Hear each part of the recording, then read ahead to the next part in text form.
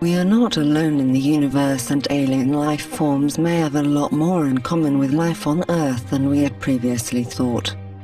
That's the stunning conclusion one NASA scientist has come to, releasing his groundbreaking revelations in a new study in the March edition of the Journal of Cosmology. Dr. Richard B. Hoover, an astrobiologist with NASA's Marshall Space Flight Center, gave FoxNews.com early access to the out-of-this-world research, published late Friday evening in the March edition of the Journal of Cosmology.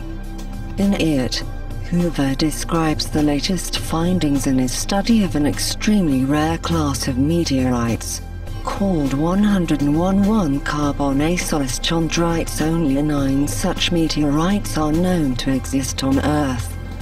Though it may be hard to swallow, Hoover has become convinced that his findings reveal fossil evidence of bacterial life within such meteorites, and by extension, suggest we are not alone in the universe.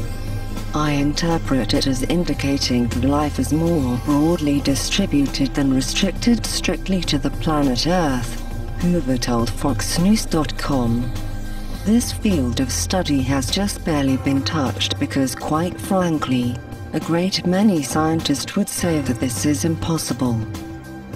In what he calls a very simple process, Dr. Hoover fractured the meteorite stones under a sterile environment before examining the freshly broken surface with the standard tools of the scientist, a scanning electron microscope and a field emission electron scanning microscope, which allowed him to search the stone's surface for evidence of fossilized remains. He found the fossilized remains of microorganisms not so different from ordinary ones found underfoot here on Earth, that is.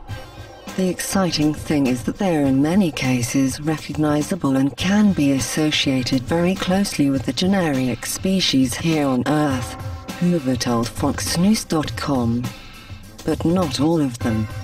There are some that are just very strange and don't look like anything that I've been able to identify, and I've shown them to many other experts that have also come up stumped. Other scientists tell FoxNews.com the implications of this research are shocking, describing the findings variously as profound, very important and extraordinary. But Dr. David Morales, an astrobiologist with NASA's Ames Research Center, says he's very cautious about jumping onto the bandwagon.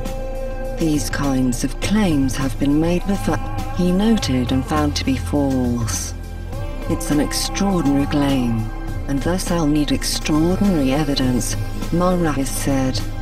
Knowing that the study will be controversial, the journal invited members of the scientific community to analyze the results and to write critical commentaries ahead of time. Though none are online yet, those comments will be posted alongside the article, said Dr. Rudy Child, a scientist with the Harvard-Smithsonian Center for Astrophysics and the editor-in-chief of the Journal of Cosmology. Given the controversial nature of his discovery, we have invited 100 experts and have issued a general invitation to over 5,000 scientists from the scientific community to review the paper and to offer their critical analysis, Child wrote in an editor's note along with the article. No other paper in the history of science has undergone such a thorough vetting, and never before in the history of science has the scientific community been given the opportunity to critically analyze an important research paper before it is published, he wrote. Dr. Seth Shostak, senior astronomer at the SETI Institute, said there is a lot of hesitancy to believe such proclamations. If true, the implications would be far-reaching throughout the fields of science and astronomy, the suggestions and possibilities stunning. Maybe life was seeded on Earth, it developed on comets for example, and just landed here when these things were hitting the very early Earth, Shostak speculated. It would suggest, well, life didn't really begin on the Earth, it began as the solar system was forming. hesitancy to believe new claims is something common and necessary to the field of science, Hoover said. A lot of times it takes a long time before scientists start changing their mind as to what is valid and what is not. I'm sure there will be many scientists that will be very skeptical, and that's okay until Hoover's research can be independently verified, Meteorites said. The findings should be considered a potential signature of life.